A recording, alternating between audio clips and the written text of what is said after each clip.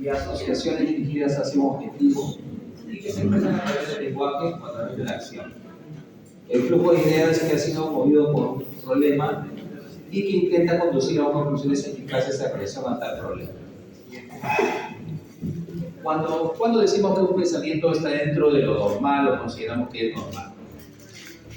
Cuando el pensamiento puede seguir una secuencia verbal o ideacional del discurso. Estamos hablando de un tema de política y seguimos hablando de política, no hablamos de otra cosa. O sea, específicamente seguimos el tema, ¿no?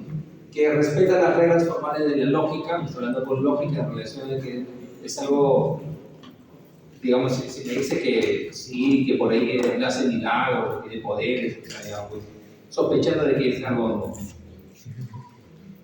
no es normal, por lo menos. O sea, es algo que tiene cierta velocidad.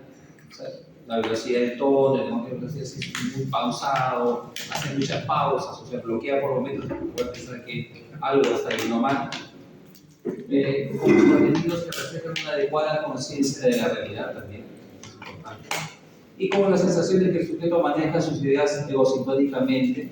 O sea, quiere decir que es consciente de lo que sucede, consciente y conscientemente que no le causa mayor problema, todo lo contrario, que es grato, o sea, grato o es normal en eso, ¿no? Se siente autorizado para criticar con un pensamiento normal. La siguiente, el pensamiento mágico y lógico, ¿no? Se asumía que las culturas primitivas poseían un pensamiento prelógico mágico y que estaban en proceso de evolución en un pensamiento lógico.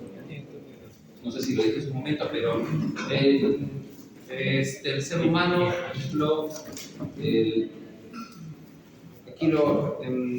pensamiento mágico, el pensamiento mágico es, digamos, en el desarrollo del ser humano es primero. Los niños tienen mucho de pensamiento mágico. Las culturas primitivas tenían mucho de pensamiento mágico porque no tenían mayor conciencia, conocimiento o información. El pensamiento se va haciendo lógico, digamos, más abstracto, inclusive cuando ya se tiene información o se va manejando mejor las cosas. Pero, por ejemplo, hay tribus que son aisladas, tribus que son no contactadas, que tienen pensamiento mágico, pero también tienen pensamiento lógico en relación a sus experiencias de manejo. En nuestros medios hay personas que son adultas y tienen pensamiento mágico y están relacionados a una serie de problemas o situaciones que pueden tener, y también, bueno, la mayoría del pensamiento lógico. El ser humano tiene un pensamiento lógico desde hace miles de años. La cultura, creo que la civilización egipcia es hace 3.000 a 4.000 años antes de Cristo, ¿no? Más o menos, y también tenía esas concepciones en relación con lo que ya eran los fenómenos astronómicos, matemáticas, y dentro de la información que manejaban, hacían sus constructos, ¿no? O sus pensamientos lógicos, lo iban desarrollando. Bueno, esta es la tortuga para los terraplanistas. Nadie se lo planista acá. ¿Qué va a hacer? Tampoco, pero eso es lo que así se ideaba. Esto es algo de, por ejemplo, la tortuga que en otros libros se representa no en el espacio, sino se representa en un mar gigante, ¿no? Es la tortuga que nada, y más, ahí están los elefantes, y esos elefantes que estaban encima de las tortugas, se explicaban los terremotos, los temblores. Tenían forma de asociar eso, ¿no? Asociaban eso, porque era su representación, debe ser por esto seguramente. La siguiente. En el desarrollo, bueno, la siguiente es lo que lo hemos comentado. La siguiente. Pensamiento mágico, ¿no? Forma de pensamiento en los pensamientos o palabras o acciones, tanto nuestros como externos a nosotros, adquieren un poder de causar o prevenir eventos sin que medien acciones físicas entre los elementos descritos y el evento. El pensamiento será omnipotente, ¿no? Entonces, el niño cuando crece tiene pensamientos, por ejemplo, se portó mal, y el portarse mal en el colegio, o sea, llamada atención de la casa o en el colegio, alguna cosa de esas, coincide con un accidente a un miembro de la familia, o un papá, mamá, o una cosa, abuelo, una cosa grave, coincide con algo, el niño asocia. No hay una asociación entre lo que el niño puede haber hecho y la otra cosa, pero el niño va a asociar es un pensamiento mágico, un pensamiento impotente. Entonces el niño va a tener culpas. Hay personas que pueden tener ese tipo de pensamiento mágico, no hay ninguna asociación, pero lo asocian, ¿no? Entonces, en este tipo de pensamientos no se cumplen las leyes del pensamiento lógico, principio de contradicción, ley de casualidad, conceptos, espacio, impenetrabilidad y tiempo. Ese tipo de pensamientos se presenta como en fuerzas, trastornos obsesivos y en psicosis, tipo mágico. Siguiente. El pensamiento lógico. Las leyes o principios que rigen el pensamiento lógico. Principio de contradicción. Si A es A, no puede ser B. De ahí surgen los conceptos de espacio, impenetrabilidad y de tiempo. Estos conceptos conducen luego a la causalidad para la ordenación temporal y espacial. El principio de causalidad se ha definido como a toda causa le corresponde un efecto. Una acción, una consecuencia, causa y efecto.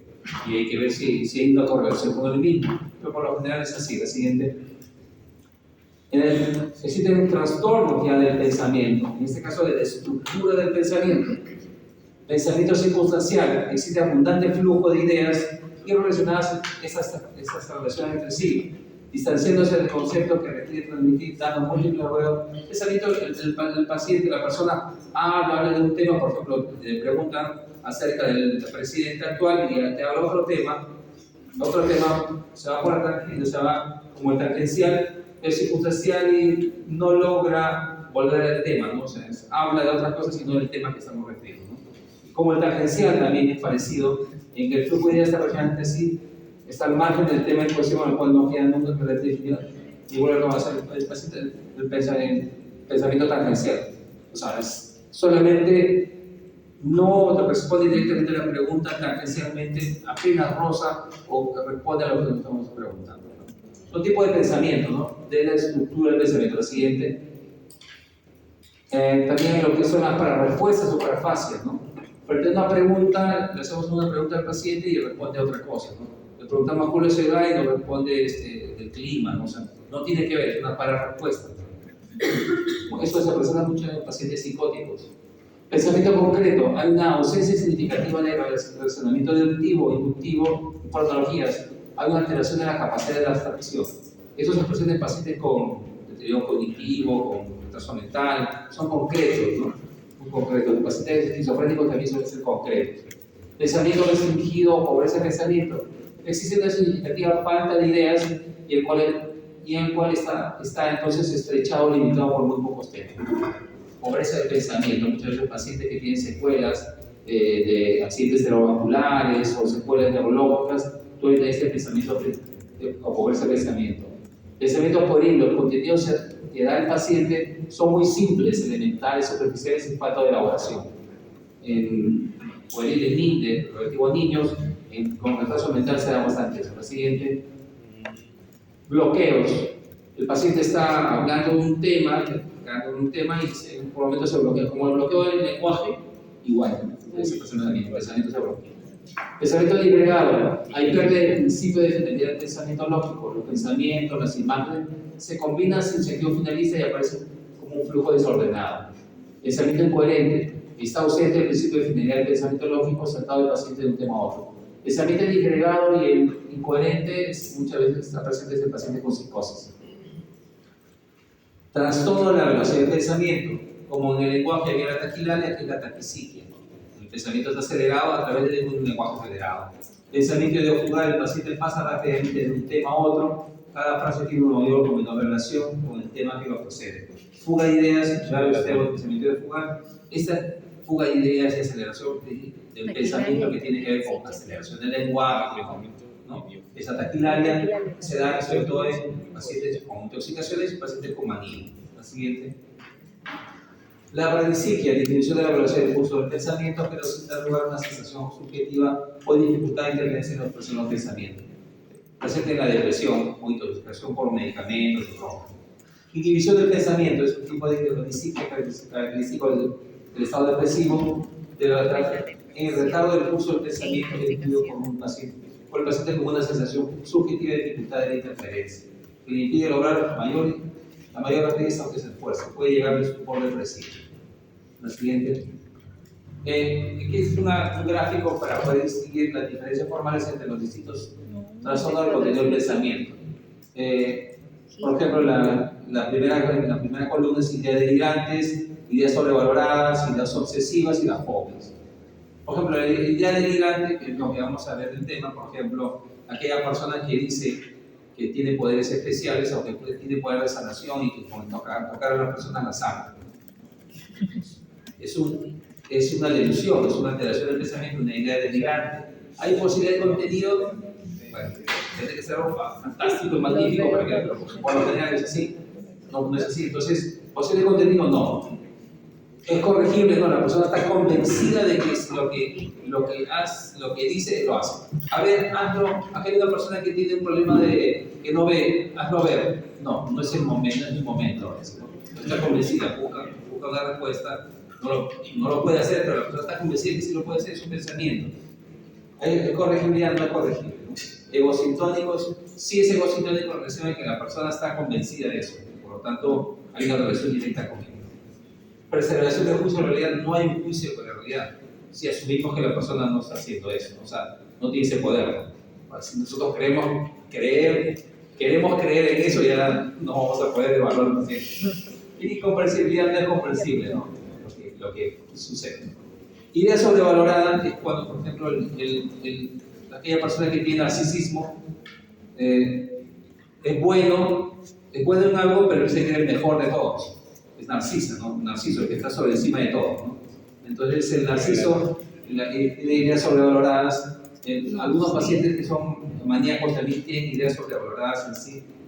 Posibilidad de contenido sí es posible, porque de repente, por ejemplo, puede haber un jugador, por ejemplo, disculpen los que son fans de Cristiano Ronaldo, es un buen jugador, él se cree que es el mejor del mundo, tiene atributos, seguramente, tiene logros, pero será el mejor, no sabemos, puede ser que sí, puede ser no. Messi. Puede ser, posible contenido sí, corregibilidad no, porque él sí dice que es el mejor.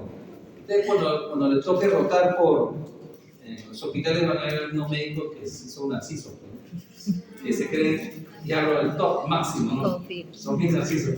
¿Tienen cualidades? Seguramente que sí, pero ¿serán los mejores del mundo, lo máximo? No, pues no creo. Difícil, ¿no? Bueno, en fin, corregibilidad no.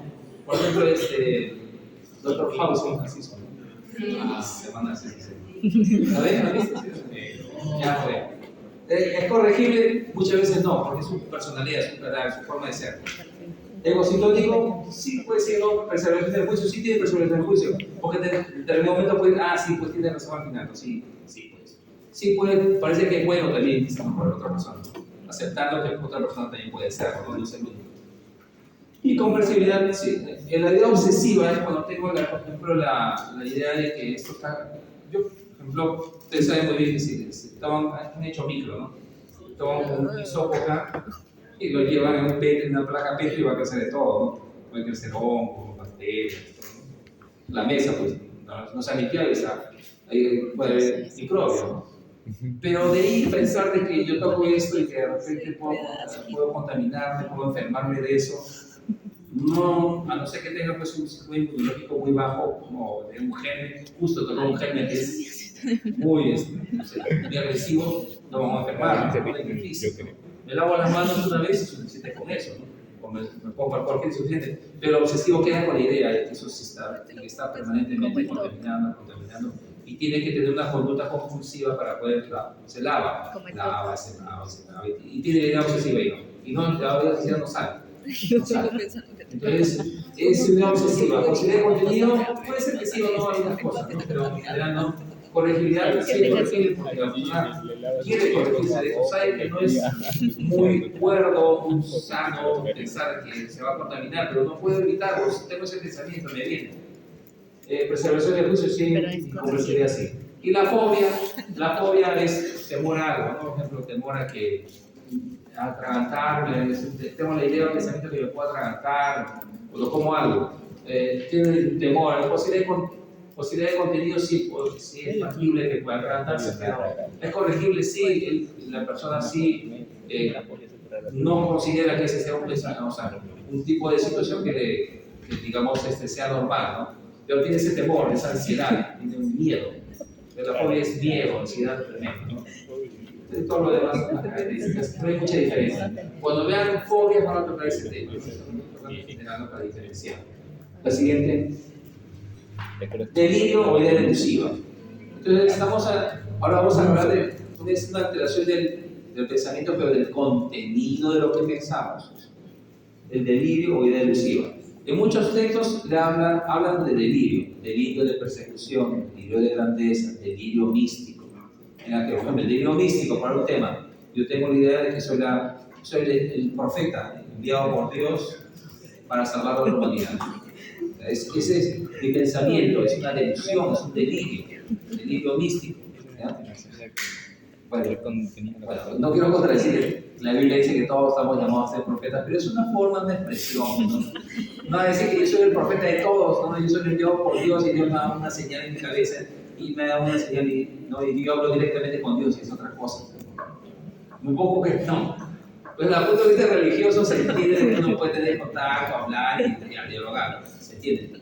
Una persona que dice, si yo hablo con Dios todos los días y Dios me ordena hacer cosas, Dios me ordena que vaya acá, que vaya a otro lugar, que venda mis cosas, ¿no? que reparta mi dinero a todo el mundo, teniendo deudas, o trayendo a la bancarrota de mi familia y una situación extrema. Entonces, la cuestión es que la idea, en los libros hablan de delirio, pero en otros libros, el delirio también se relaciona con el síndrome confusional. Por ejemplo, paciente que esté intoxicado por drogas tiene una alteración de conciencia y tiene un síndrome confusional. Paciente que llega con una sepsis, una infección del sistema nervioso central y tiene alteración de la conciencia, ve cosas, tiene agitación psicomotriz, una serie de cosas, pero es un síndrome confusional. Paciente que tiene una encefalopatía hepática, por ejemplo, está en delirio. Entonces, el término delirio se refiere a síndrome confusional.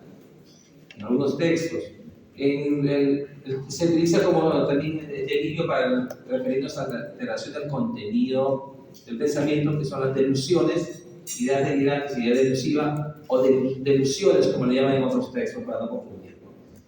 Bueno, se considera desde el siglo XIX como una falsa creencia, delirio. Etimológicamente viene del latín delirare, que significa fuera del surco, es decir, se refiere a aquel pensamiento que sale de lo comúnmente que se acepta como razonable. Fish y Sims dicen, un delirio o idea delusiva es una idea o creencia falsa, incorregible, o sea que no se puede rebatir, la persona está concretamente no da su brazo a torcer, sigue pensando lo mismo, ¿no? Que dice que yo tengo, por ejemplo, yo puedo viajar en el tiempo, es su pensamiento. ¿Estás seguro? Sí, yo estoy seguro. Y pruébanos, no, en este momento no lo puedo hacer, pero yo lo hago. Por más de que no es posible eso, no, sí, yo lo estoy haciendo, yo lo hago. Bueno, que no está en consonancia con la procedencia social y cultural, ¿no?, del paciente y que es sostenida por una comisión extraordinaria y certeza subjetiva. La siguiente es un término. El contenido de los delirios pueden ser, por ejemplo, el delirio puede ser de perjuicio, ¿no? Dice así, el paciente tiene la idea de que las personas tienen intención de perjudicarlo, una variante son delirios de persecución, sí. Conversaba con otros alumnos en la mañana y me decían que pues nuestro medio puede ser factible, ¿no? Iba al banco, tengo dinero, de repente por ahí alguien me ha visto y de repente veo a 2 o 3 personas que me siguen, me están persiguiendo. Por ejemplo, que quiera robar. Bueno, vivimos aquí en países vecinos, pero en líneas generales, cuando uno hace la entrevista al paciente te dice eso y tú conversas con la familia, ¿es real lo que está diciendo el paciente? Y te va a decir si es real o no es nada de eso, se le ocurre ideas y eso nunca pasa, no ha pasado, no pasa, nadie lo persigue. Bueno, para ejemplo, vamos a mencionar una experiencia que un paciente, le habló a un paciente, me llaman los hermanos y me dicen, mi hermano dice que nos quieren perseguir, que quieren hacer daño, ¿no? ¿Qué ha sucedido? Que esta persona despidió a un trabajador, lo despidió porque no hacía bien su trabajo, dijo hasta aquí nada más, y lo despidió, hasta ahí bien todo, pero a los 2 o 3 días se enteró de que esta persona era familiar de delincuentes. que más o menos vive cerca a su casa, y él relacionó, he despedido a él, seguramente le va a avisar a sus familiares que se van a vengar de mí, me van a hacer algo. Pero en un inicio de repente los hermanos, oye, agarraron, o sí puede ser, preguntaron, indagaron, no había nada de eso, nadie quería hablar con él por eso. Las otras personas que eran los delincuentes, si lo ha despedido está bien, pues es su problema, no es el nuestro, o sea, no era nada, pero él ya estaba, a pesar que los hermanos le dijeron, ya no pasa esto, tranquilo, seguía con la idea de que le quería perseguir, y veía un carro que venía por ahí, que me está persiguiendo, dos personas que venían a preguntar, que venían con traje, con ropa, no, me está siguiendo, no sé cómo me está arreglando, o sea, estaba convencido de eso, no era un delito de persecución. Pero fue corroborado porque conversé con los hermanos y me dijeron, no hay nada de eso, es su invención, no pasa nada. Delitos o referencias autorreferenciales, su entorno, los hechos parecen estar relacionados con él. Estoy en la radio, el paciente escucha la radio, están hablando de mí. Las noticias hablan de mí, hay dos personas que están conversando sobre lo que yo estoy haciendo, referencial. Todos me observan. Camino, el paciente paranoico, esquizofrénico paranoico, dice, camino, estoy por la calle y todos me miran, me están mirando a mí. Referencial. El delirio de celos o celolíticos tiene la convicción delirante de que la pareja del paciente le está haciendo infiel. O sea, se presentan en alcohólicos, muchas de las veces. Los pacientes alcohólicos son celópatas. ¿Por qué? Por el alcoholismo, dentro de los problemas que causa, hay causa disfunción eréctil en los pacientes, impotencia, y miren, paciente, la persona que toma alcohol, no tiene relación con su pareja, va a ver, también contribuye a que se presente este cuadro en vez de a su pareja. ¿No? Si tú estás con quién estará, se lo engaña, o sea, tiene la idea de que le engaña. Y estos delirios pueden llevar hasta tal punto que pueden ocasionar que la persona tenga conductas en relación a esto. Porque si el paciente está convencido de que algo malo sucede y de que esto está sucediendo, se va a defender. Por ejemplo, si el paciente tiene la idea de que lo está persiguiendo y todo el mundo quiere hacer daño, puede comprar un arma y está a la defensiva, y si una persona se acerca por otro motivo, va a pensar que le quiere agredir o que perjudicar en defensa propia, va a disparar. Entonces puede hacer eso. Entonces, el delirio es una persona que recién ha dado a luz, ¿no? Recién ha dado a luz. No, entonces ahí lo que es la psicosis puerperal. Entonces la persona puede, hasta cierto punto, la mamá de su hijito, pero puede tener la idea de que es el demonio, de un delirio, y puede asesinar a su hijo. Mira, todo esto va a hacer que cometan estos actos. Entonces, no son, hay que demostrar que en este caso es producto de eso, ¿no? Y que eso lo ha conllevado, ese delirio, esa reflexión de pensamiento lo ha conllevado a esta conducta, porque está convencido de eso.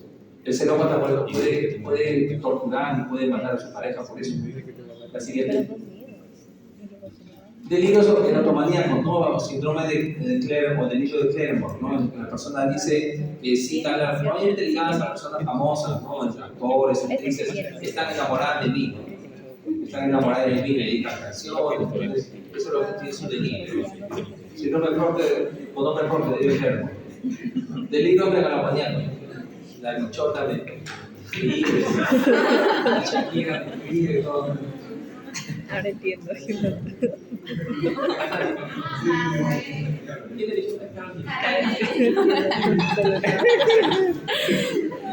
Delirios megalomaníacos, en este caso son holísticos, ¿no?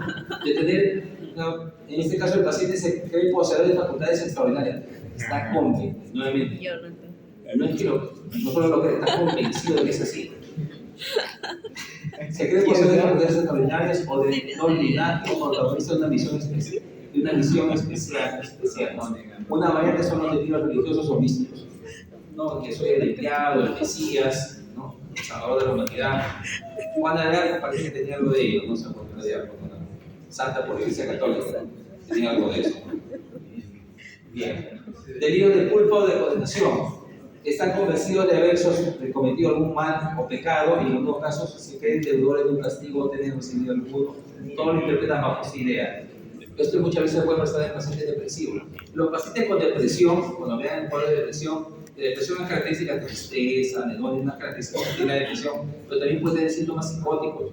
La paciente puede tener alucinaciones, que vamos a ver después, alucinaciones auditivas, y las alucinaciones auditivas le pueden decir a la persona: mátate, muere, nadie le importas, tú nunca les importaba a nadie, tu vida no vale nada, no tiene sentido que vivas. Estas alucinaciones son congruentes con su cuadro depresivo, ¿no? Y congruente con su cuadro depresivo también puede tener ideas delusivas de culpa, ¿no? O condenación, de que por su culpa pasan todas las cosas en su entorno, su familia, la responsable de todo esto. Entonces, eso, la paciente depresión puede tener inclusive síntomas psicóticos y se cataloga como una depresión psicótica. La siguiente.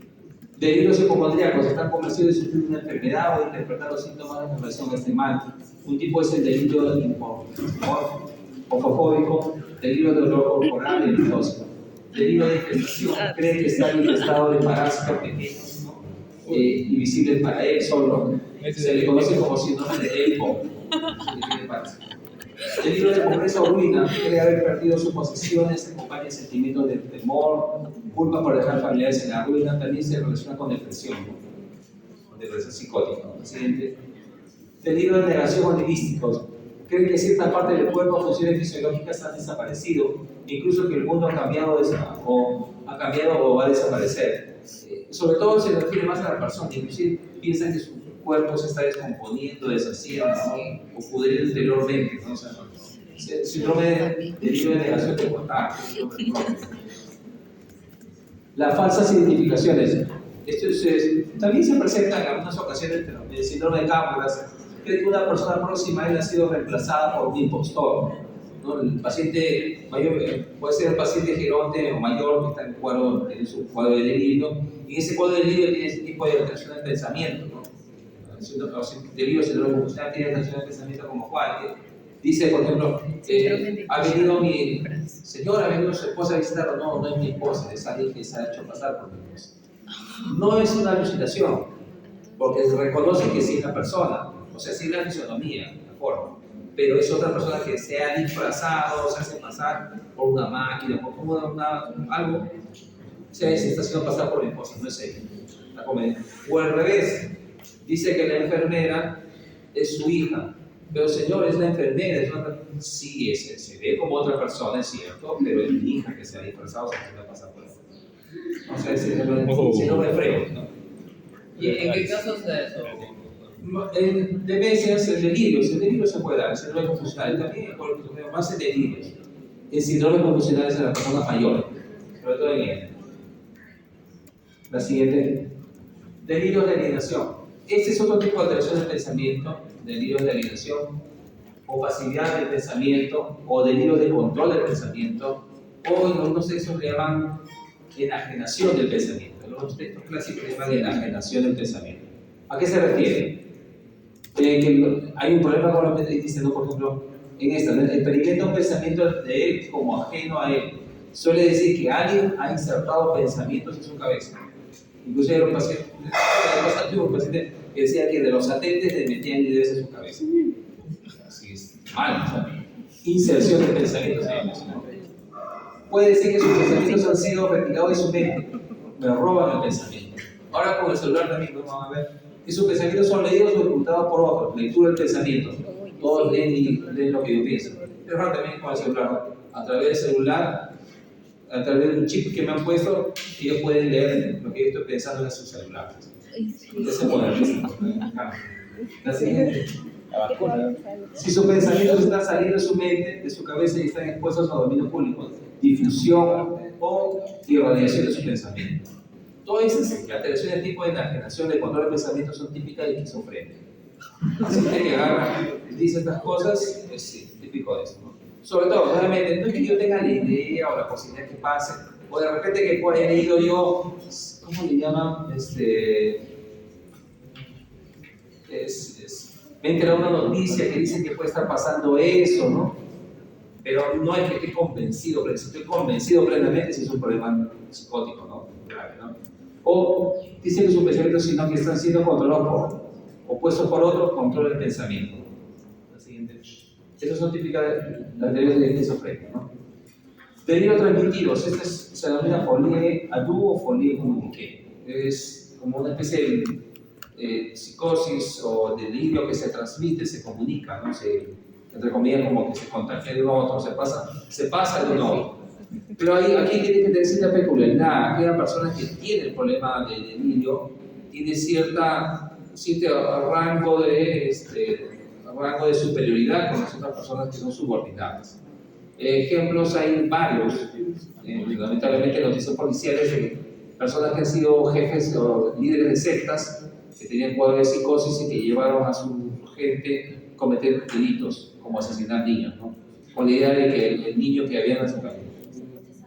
Hace unos años fue un chileno que formó una secta en su país y creo que ahí mató a su hijo y en el grupo religioso secta que formó, todos eran cómplices del mismo y lo siguieron. Y el último murió en Cusco, creo. Se suicidó en Cusco. Fue una noticia de 2 años. Veo una folie comuniqué. Ahora, en ese tipo de situaciones de rituales, mayormente asociados a los rituales tipo religiosos, hacen ayunos. Y los ayunos también conllevan cierto grado de, digamos, subjetividad de las personas y por ende, de repente creer lo que está diciendo otra persona, ¿no? Como tal, ¿no? La folie en francés, ¿no? La siguiente. Las ideas sobrevaloradas, hablamos de los delirios, ideas delusivas, ¿no? O delusiones. Hace referencia a una idea comprensible y aceptable, teniendo en cuenta la procedencia social y cultural de la educación de la persona, que sostenía como una convicción más allá de lo racional, a pesar de que la realidad objetiva incline a pensar lo contrario de ella. Está relacionada a problemas emocionales intensos, en trastornos de personalidad como el narciso, le decía, o limitaciones intelectuales.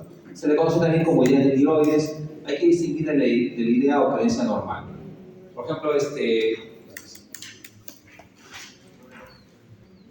si ustedes me dicen, o sea, dentro de nuestra cultura es aceptado que cuando uno cree, por ejemplo, la parte que, o sea, los cristianos dicen que Jesús nació hace más o menos 2000 años, vivió su vida, murió en la cruz y al tercer día resucitó. Y es el Hijo de Dios, la tercera persona de la Trinidad, o así, ¿no? En general. Pero aquella persona que no comparte esta parte cultural con nosotros, está mal, ¿no? Eso sucede, ¿no? Y puede tener otras creencias religiosas. Entonces, por ejemplo, los musulmanes no creen diferente, qué sé yo, los budistas diferentes, o sea, no, otras cosas, ¿no? Entonces, no es así. Bueno, por ejemplo, los hindúes de la India o en general creen en la reencarnación, ¿no? Pero nosotros no creemos en eso, ¿no? Ellos tienen otra creencia, ¿no? Por ejemplo, no sé si a veces dan documentales, ¿no? En la India habían inclusive hasta ahí templos, ¿no? Templos de la rata. Y ellos tienen la creencia de que cuando uno muere, se figura su cuerpo pasa a un roedor, por eso que vienen los judíos. O sea, son creencias, para nosotros es extrañísimo eso, no está mal, pero es una creencia. Entonces hay que distinguir de esa la anterior de las creencias, ¿no? Creencias no, que son aceptadas culturalmente.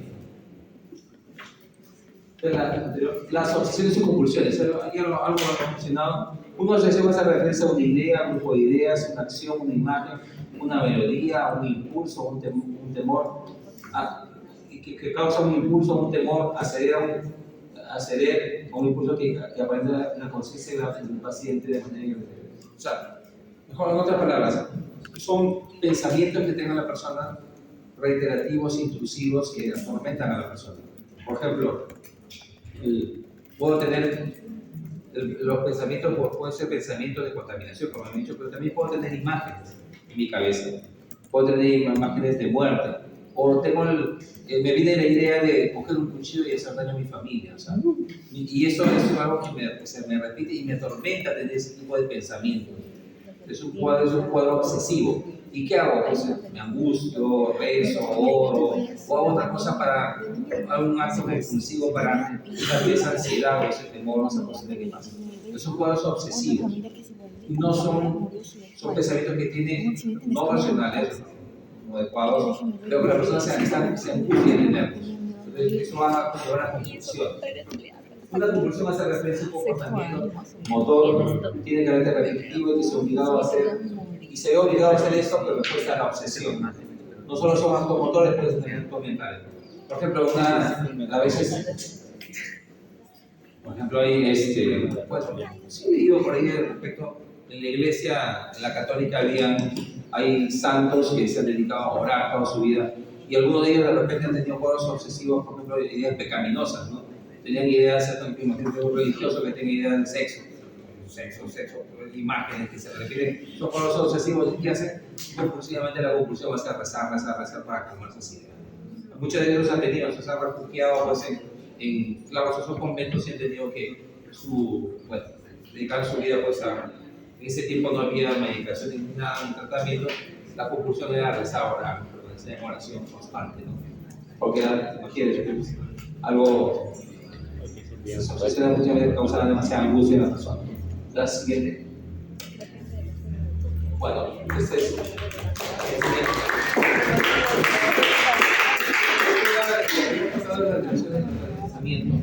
Ahora, de la atención. En la atención. Vamos a ver. Tienes un pero es leve. Mi ex también tenía El psicofisiológico que implica la capacidad del cerebro focalizar, seleccionar e integrar la información. Es una función psicológica que implica la capacidad de seleccionar y mantener el contenido de la conciencia. La orientación de nuestra actividad psíquica hacia algo que se experimenta, permitiendo así el vivenciar. La siguiente, esa es la términos de atención. Otra concepción de atención, la siguiente, son varias concepciones para que ustedes puedan tener. La siguiente.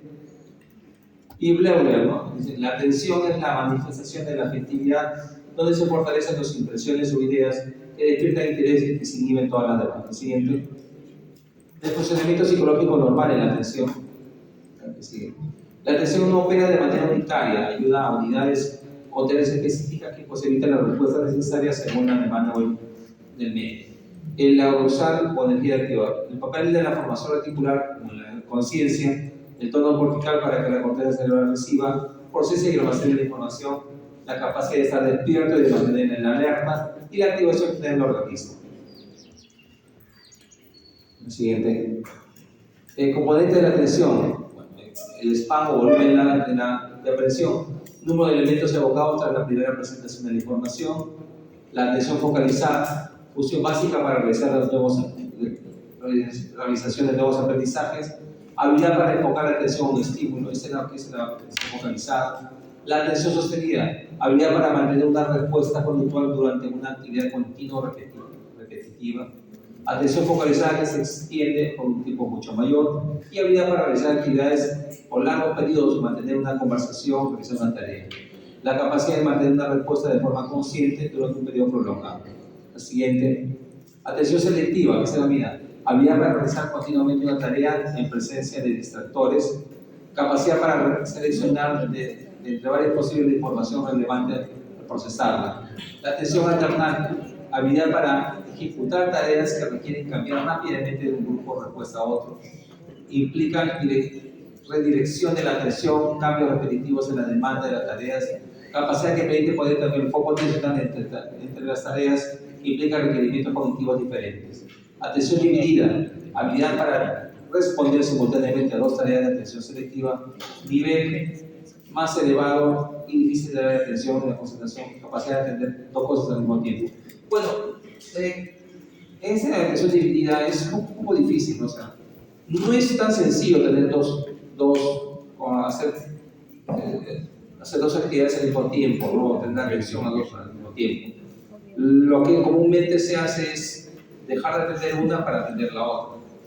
O sea, que podamos hacer algo rápido, sí, pero no quiere decir manejar dos o tres cosas a la vez. Ya se han hecho experimentos al respecto y es difícil hacerlo. Y es culpa de la mujer, puede ser, las mujeres pueden hacer dos o tres cosas a la vez. No es así, lo hacen con rapidez y facilidad, pero no es factible. No es factible. Muchas de esas, entonces lo que podemos ver, o sea, no sé si nada más las mujeres y hombres también, porque pasa que hubiera mujeres, pero por ejemplo, al manejar, cuando tú manejas un auto, tienes que tener la atención completa dónde estás manejando y lo que puede presentarse en el camino. Si tú le sumas el distractor de la radio, bueno, te mantiene activo, te mantiene alerta, es cierto, pero te distrae. Tú escuchas una música, estás distraído, de repente te evoca algo, te recuerda o te trae una cólera. Ya, pues ya fuiste, ya te desatiendes un poco del tema. Si hablas por teléfono, también. Entonces, es difícil. Me pongo como ejemplo, yo manejo, en automático manejo, cuando me habla, estoy hablando del tema, me hace una pregunta de repente hablando, y estoy manejando, pero es en automático. Cuando no hablo por teléfono o no me contacto con alguien, claro, a manos libres, ¿no? O sea, no sé, siento así, a manos libres, pero igual me distrae, atiendo una cosa y desatiendo la otra. La otra lo hago automático, pero que no recuerdo, sí pasé por el camino, pero no recuerdo otra cosa. Cuando estoy atento al camino, sí recuerdo todo lo que veo. Todo lo que veo. Inclusive en mi casa, mis hijos me dicen, yo paro manejando y cuando manejo veo todo el ambiente, si no estoy distraído, y puedo visualizar a una persona conocida que está pasando, ¿no? A lo lejos, mira, está bajando tal, mira, ahí está. Y pues, estoy atento, pues. Pero si hablo por teléfono o conversando otra cosa, el hecho de conversar con otra persona también un poco te distrae, un poco te distrae, no me pide tu atención o concentración. Pero es difícil hacer dos tres cosas a la vez. Uno hace una cosa y deja de atender la otra, y de otra, pero con rapidez seguramente tienes esa facilidad. Seguramente la mujer tiene seguramente esa facilidad también. No, ¿qué hacer para esto? No es posible. Los robots lo van a hacer. Características del funcionamiento de la atención. Orientación, capacidad de dirigir los recursos cognitivos a objetos o eventos de importancia para la supervivencia de su organismo. Focalización, habilidad para al centrarse en unos cuantos estímulos a la vez. Concentración, cantidad de recursos de atención que se dedican a una actividad, a un fenómeno mental específico.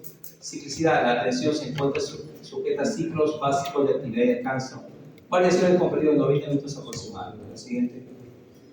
La intensidad, otra característica es diferentes grados, desde lo más cercano al desinterés hasta la concentración profunda, relación con el grado de interés, es el grado de la información, el grado de intensidad se denomina grado de concentración.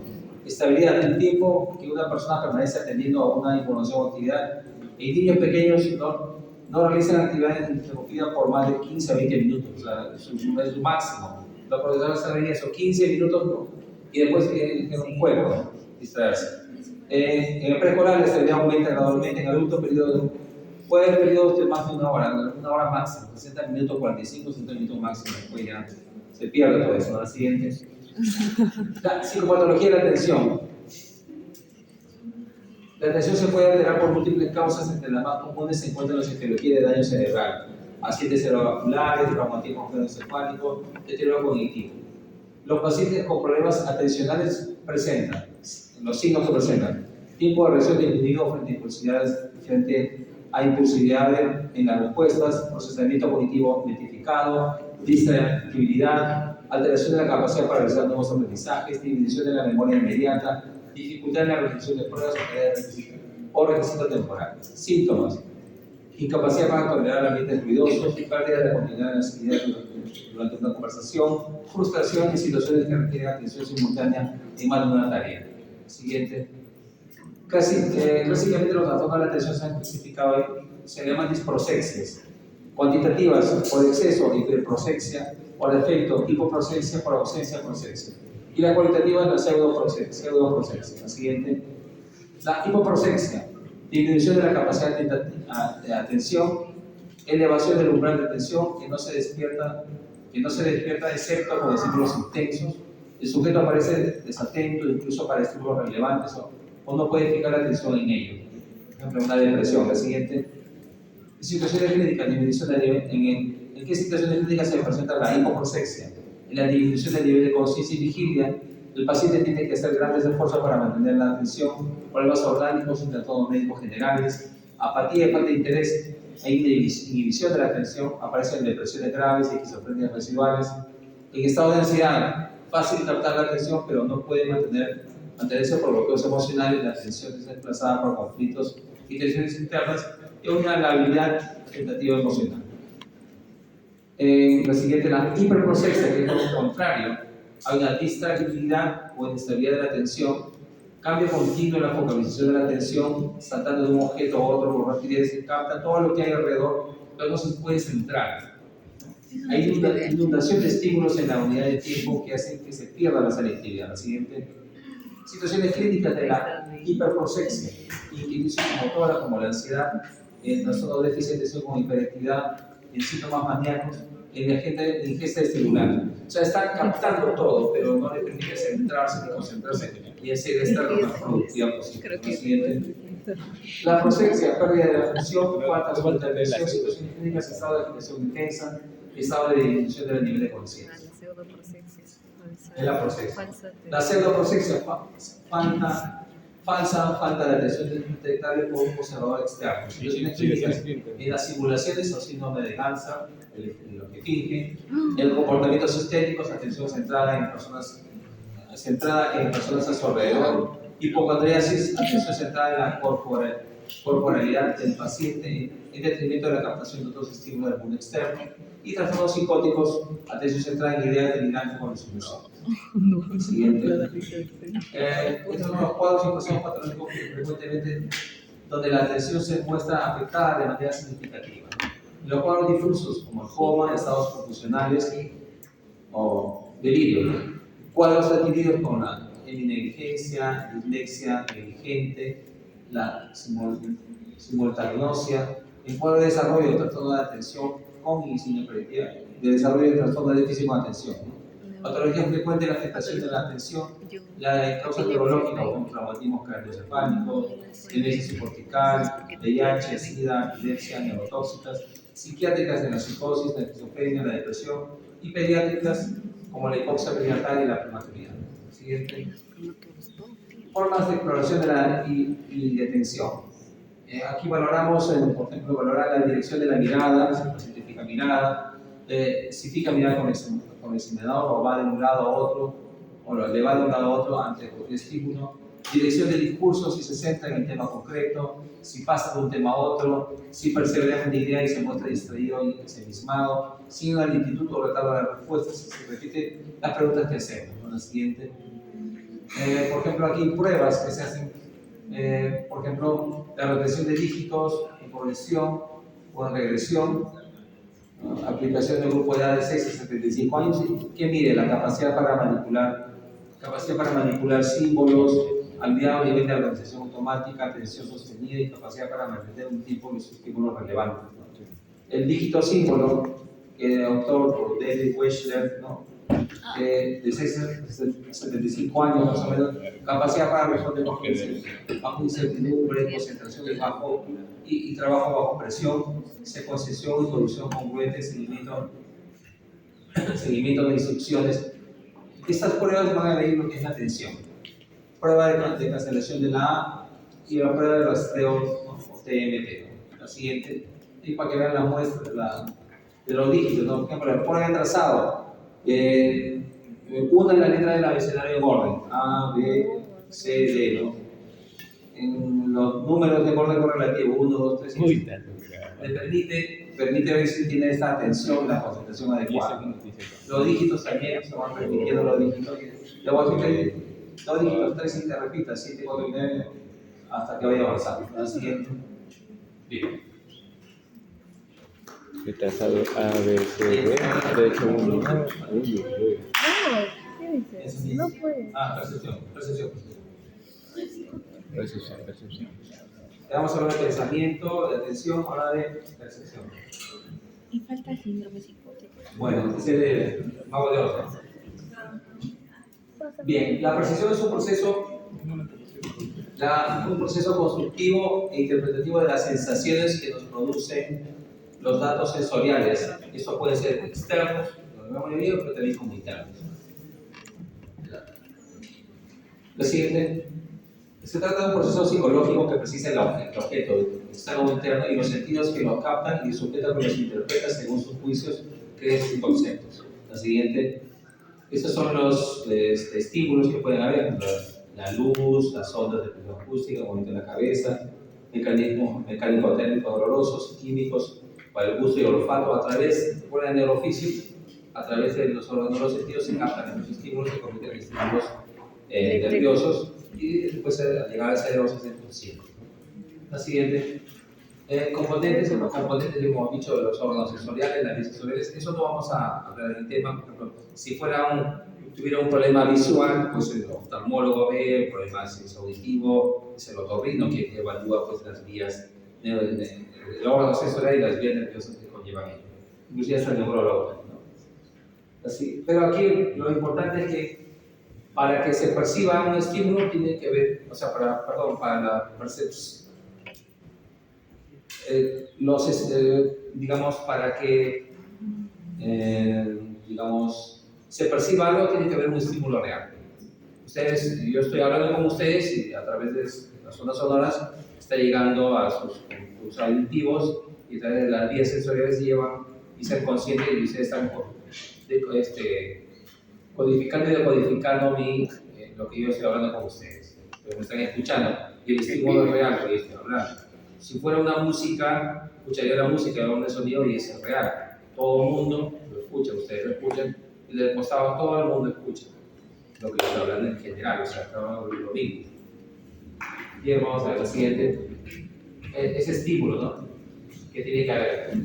Puede ser físico, como las ondas sonoras, físico, como la luz, que se transmite en señales químicas y después en eléctricas. Y también otros químicos como a través de el olfato y el gusto también.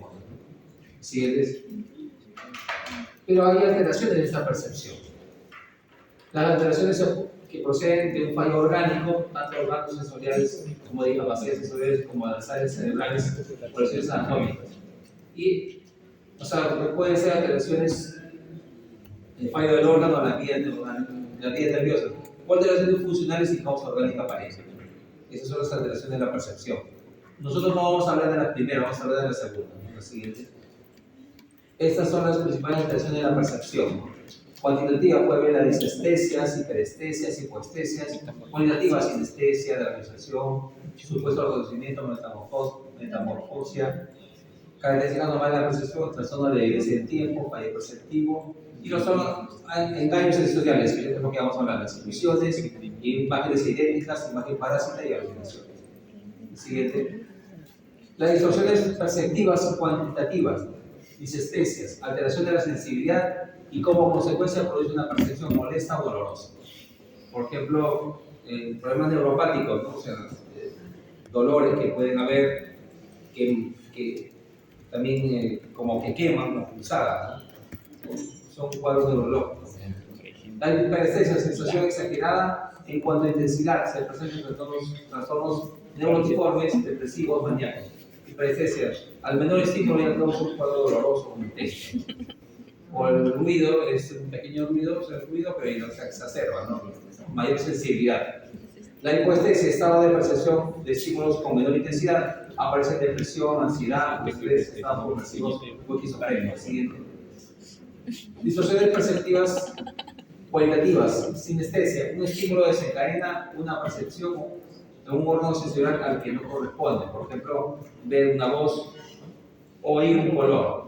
Lo más comunes son audición coloreada o visofústicas. Se da en consumo de drogas, ¿no? Sobre todo, ¿no? De realización, hace referencia a la pérdida del sentimiento de realidad o la sensación de extrañeza ante un entorno conocido.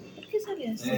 Estamos aquí en la universidad, como que algo está diferente, ¿no? La universidad ha cambiado, bastante sanciones, pueden tener el cuadro. Siguiente.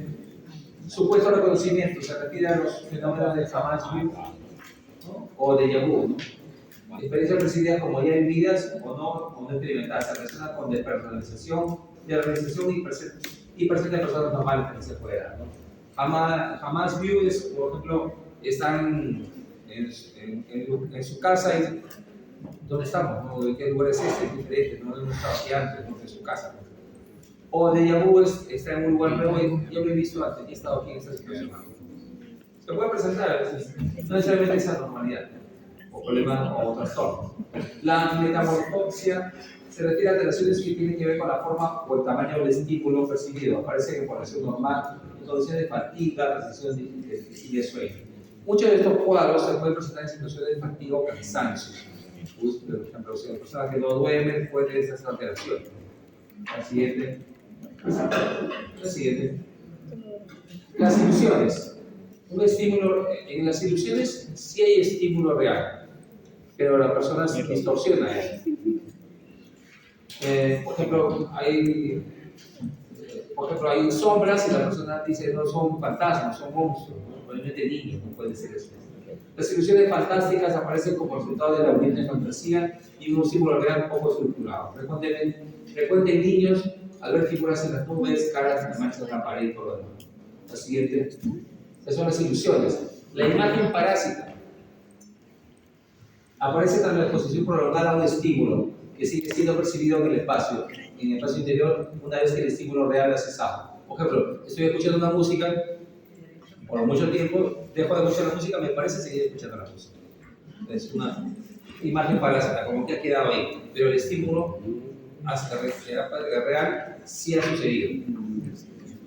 La imagen parásita puede aparecer en estado de agotamiento físico, en situaciones de alta carga emocional o en trastornos obsesivos. La siguiente. La imagen idéntica. Hay una percepción por lo general visual o auditiva de estímulos que no están presentes en dicho momento, pero que han sido percibidos con anterioridad por el tiempo. No es como la imagen parásita que es reciente. La otra es, tiempo atrás, puede haber percibido, oído algo y le parece percibirlo nuevamente. Presente de personalidades infantiles, sugestionables o fenómenos paranormales. La siguiente. Y las alucinaciones. Esto sí va con un poco más de tiempo. Son percepciones cuando no existe un estímulo real. ¿No? Escucho a alguien que me habla, pero yo soy la única persona que lo escucha, nadie más. ¿No? Veo una persona, cuando hablamos pacientes, sí, hay una persona que está parada acá, pero no hay nadie, sí lo estoy viendo. Una persona con demencia que tiene alucinaciones está convencido de eso. Y vamos a ver que las alucinaciones tienen ciertas características.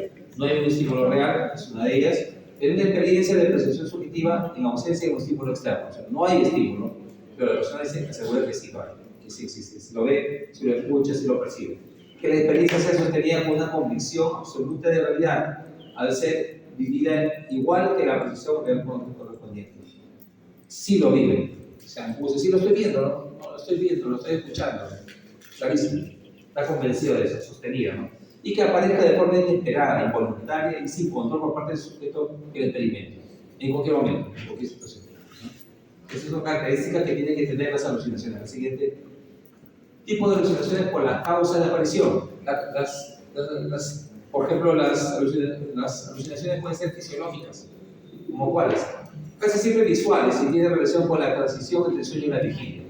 Se dan en poblaciones sanas y pueden ser alucinaciones tipo hipnagógicas cuando aparecen antes de dormirse o hipnapómpicas cuando aparecen al despertarse. Tienen un nombre propio. Por ejemplo, están entre el sueño y la vigilia y no pueden tener eso. Muy bien, ya como va a dormir y me parece escuchar una música o me parece escuchar a alguien o ver algo. Pero no es patológico, eso puede ser normal, se puede presentar, o sea, no es anormal.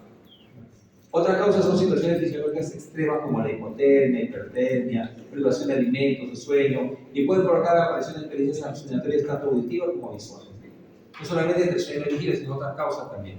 Eso querrá decir que si la paciente dice que cuando va a dormir se escucha voces, ¿es esquizofrenia? No, no es esquizofrenia, es una alteración fisiológica. El siguiente. Las ambientales. Se han descrito alucinaciones en estados de privación sensorial y aislamiento extremo. También en situaciones de duelo. Le parece ver algo, escuchar algo del paciente, de algo del duelo.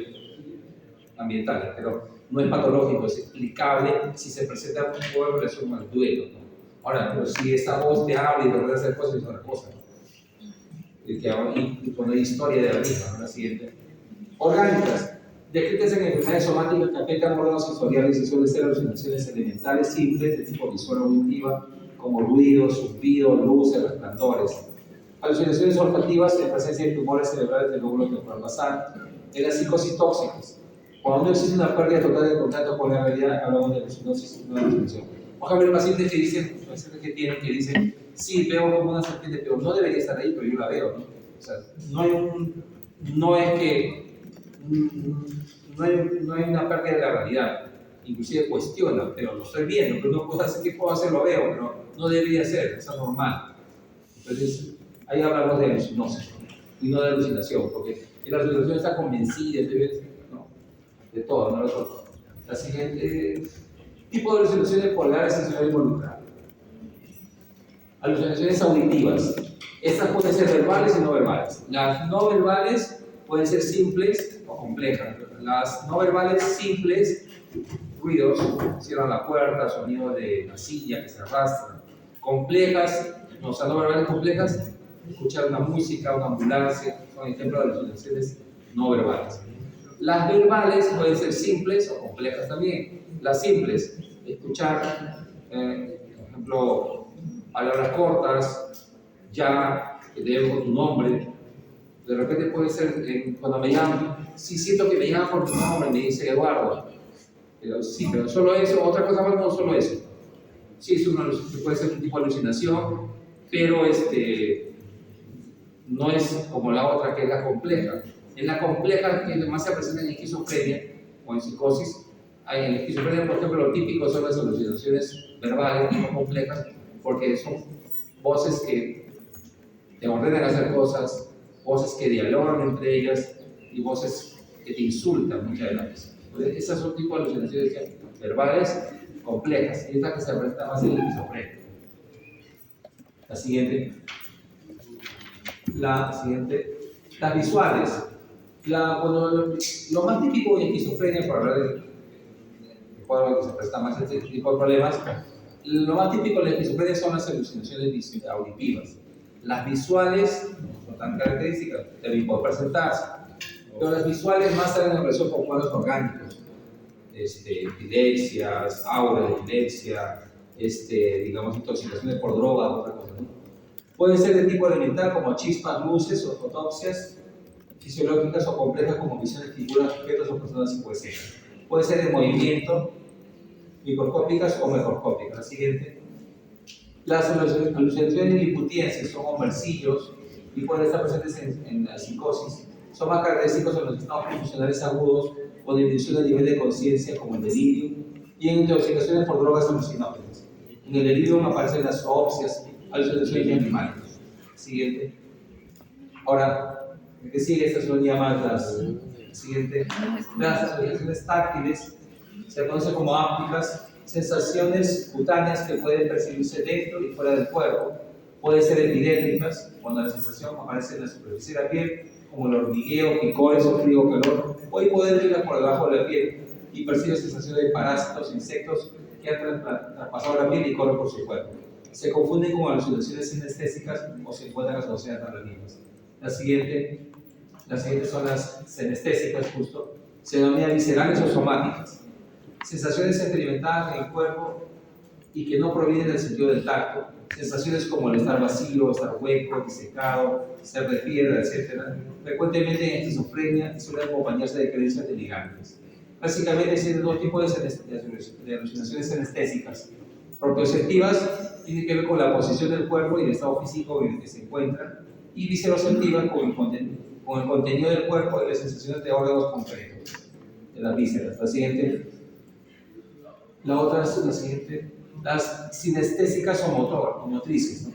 Experimentan sensaciones de que alguien o algo los empuja, los desplaza o incluso los tira al suelo, o por el contrario una fuerza exterior no les deja de moverse. Sensaciones de manipulación de miembros del cuerpo, o que les obligan a decir palabras en contra de su voluntad, le mueven la boca, son manipulados físicamente. La siguiente.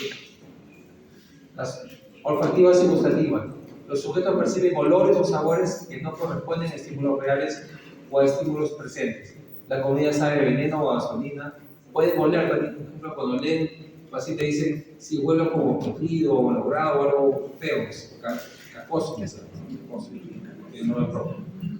Pueden aparecer trastornos delirantes, depresiones psicóticas y suelen acompañarse de una interpretación delirante congruente. Este tipo de alucinaciones tiene que a veces asocia con delusiones, ¿no? O ideas delirantes, ¿no? Como fenómeno aislado aparecen con cierta frecuencia en los estados profesionales, en las crisis epilépticas y en ciertos tumores cerebrales. El siguiente. Bueno, ya acabando, falta la última. Dígame. Sí, podría haber, no escucha voces, pero sí tiene alteración del pensamiento. Hay criterios, uno de los criterios mayores son alucinaciones y otros criterios son alteración del pensamiento. Pero sobre todo el pensamiento de los pacientes.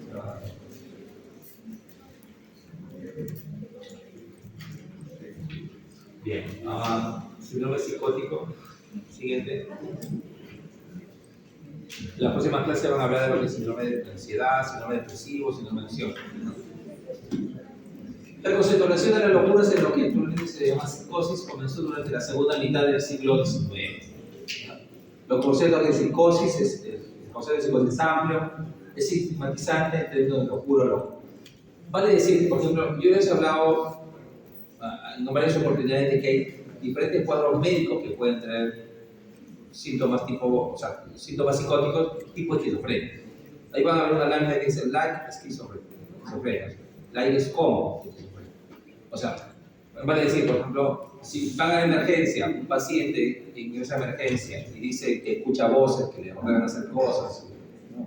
Y ve cosas extrañas y dice que lo persigue, pero su estado, esta presentación es aguda, quiere decir que hace 2 días que pasa esto. No es compatible cuando vean la clase de esquizofrenia con la esquizofrenia. Más hay que pensar en otro cuadro que esté provocando esa situación. Más, si no se acompaña de todos los criterios de esquizofrenia, es pesado. No porque escucha voces, no porque tiene alteración del pensamiento, puede decir que es esquizofrenia. Puede ser, al hacer la historia clínica, 2 días es muy agudo, algo pasa, algo le sucedió. A diferencia que tenemos un caso, ese mismo caso de un paciente que tiene como 1 año en su casa, que no se arregla, está abandonado en su cuarto, no le interesa ni asearse, nada, y ha abandonado sus estudios, su trabajo, todo, pues sí, es más compatible con el esquizofrenia. El síndrome psicótico, la consulta generalmente llevada por otra persona, no va al paciente. Un depresivo sí va, un ansioso va a la consulta. Un paciente psicótico, como síndrome psicótico, no va a la consulta, lo lleva. Los síntomas son variados, pero son insólitos, incomprensibles y extraños. Los motivos o síntomas encontrados no tienen un contenido afectivo manifiesto y aunque se falta de repercusión afectiva. Y actividad mentalmente perturbada. Cuando dice el anterior, por ejemplo, vamos a ver, eso es importante. Por ejemplo, cuando viene un paciente que tiene una historia de depresión, cuando hacemos la evaluación con la historia clínica, y a veces cuando algunos tenemos cierta mayor facilidad de hacerlo, pero captamos, o sea, nosotros decimos que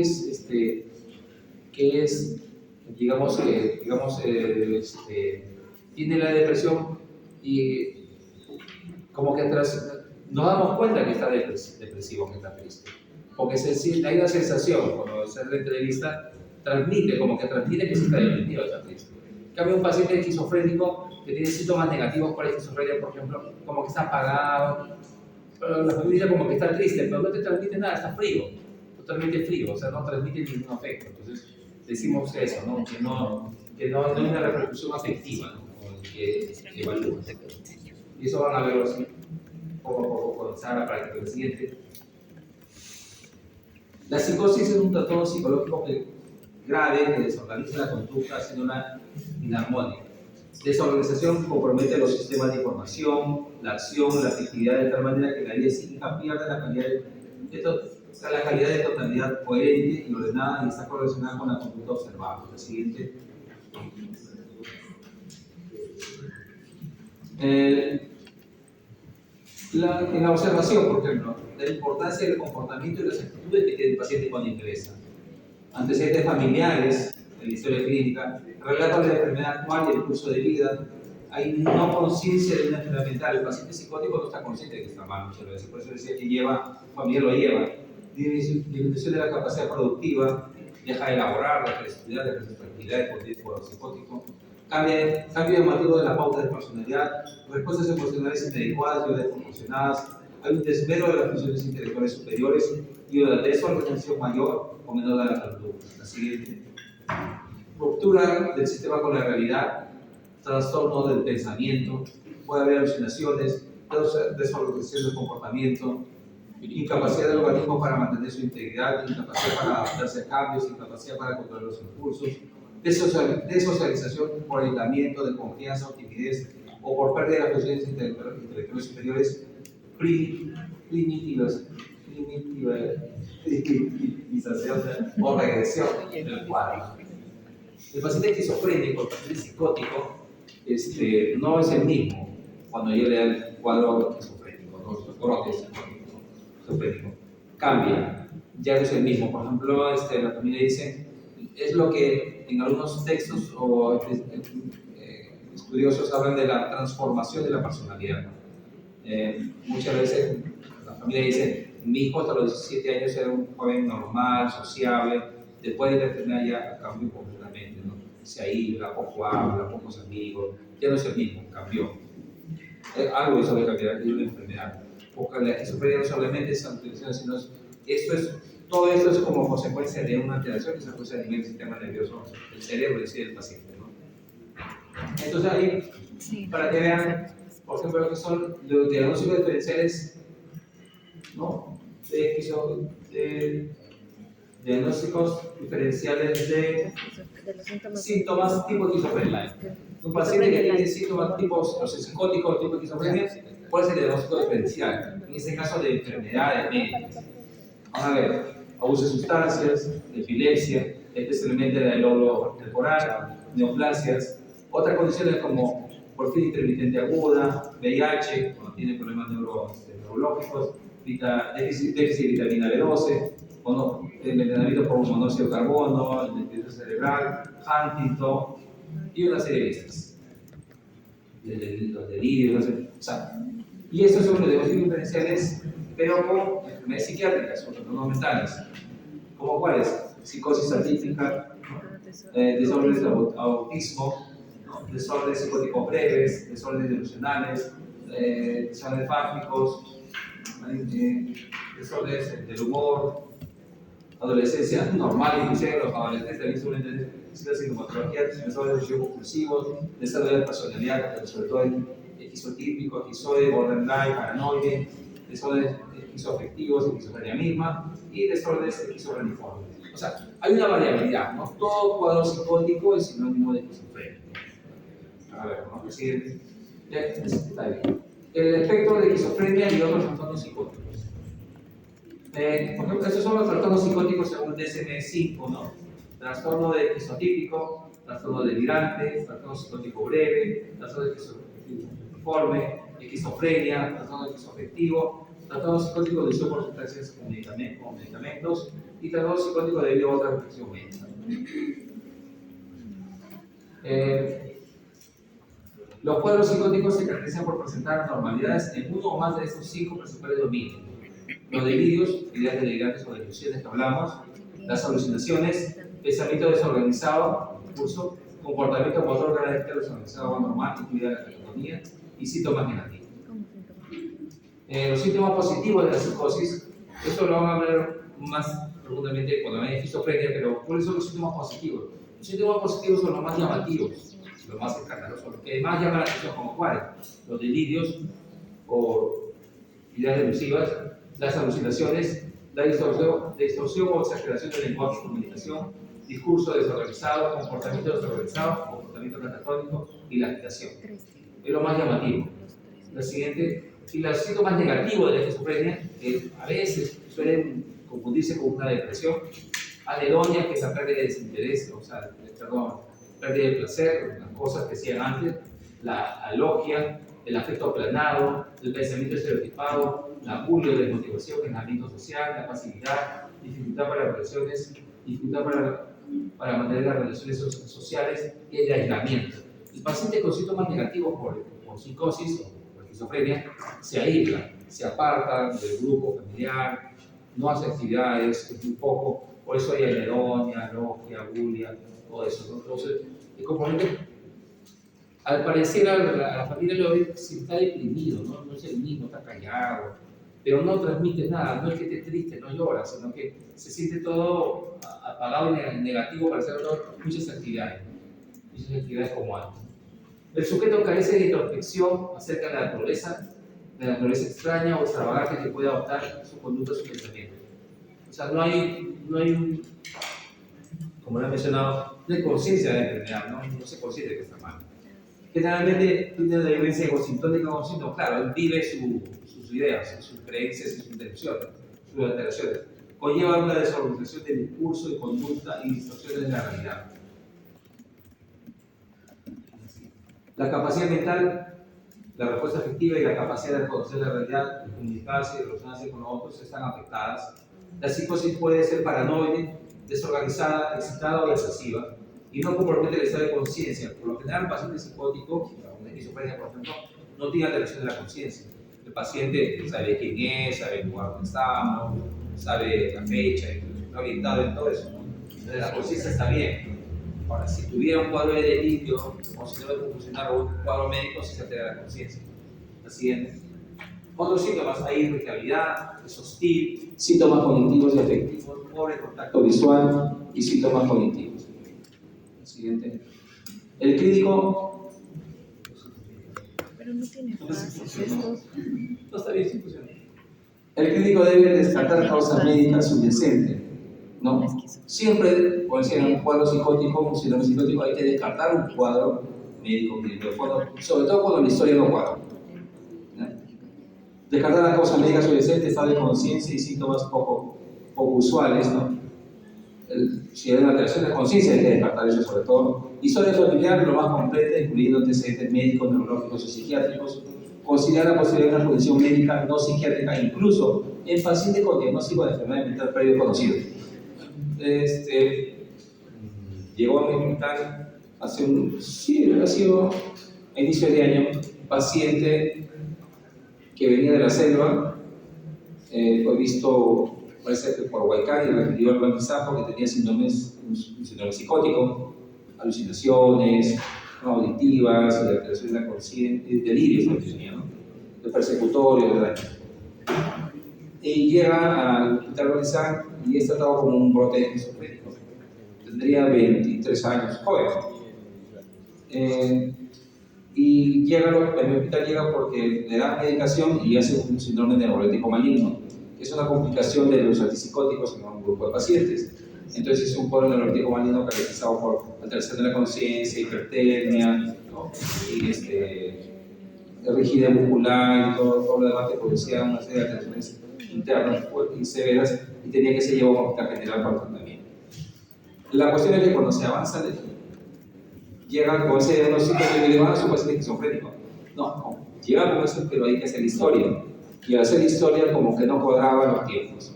Parece que tenía un tiempo de enfermedad máximo de 1 semana, 2 semanas. No tenía antes nada, porque era una persona productiva, trabajaba, hacía estas cosas. Entonces, concluimos después de las evaluaciones de que estaba haciendo conjuntamente con neurología, que era una encefalitis autoinmune, ¿no? Sí, otra vírica que después condicionó una encefalitis autoinmune, una encefalitis viral. Y se le hizo todos los exámenes, hizo tratamientos, y hubo mejoría, pero un poco tardía fue la respuesta, ¿no? Porque también se complicó con un neurótico maligno, que no es muy común, pero también se dio en ese caso. Entonces siempre considera la posibilidad, aún cuando ya venga un rótulo de diagnóstico, es el historia clínica. No se queden con eso. Paciente con un diagnóstico, sí, muy bien. Al hacer historia clínica debe cuadrar compatible con ese diagnóstico, ¿no? Si no, no es. La siguiente. Bueno, la evolución de la esquizofrenia, y ahí, ya acabamos. Ya acabamos. Eso, a esa página pueden ver algunos videos de psicosis. Sí, porque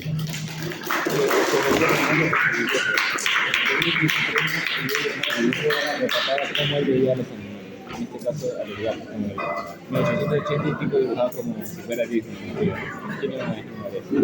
Él así se volvió famoso.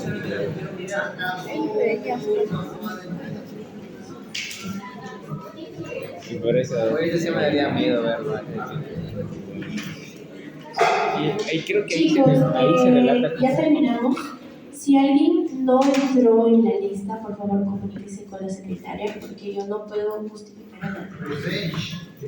ya, y ahí se ve la evolución, pues. Ahí tú ves la evolución, cómo va empeorando. O sea, sí, en el mismo momento. No es el mismo. O sea, pasa como que un día, pero pasan días.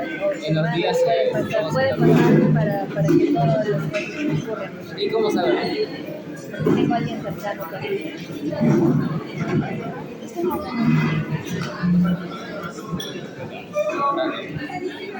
¿Es un Notion, Jonathan? hacer en la clase esta que Sí.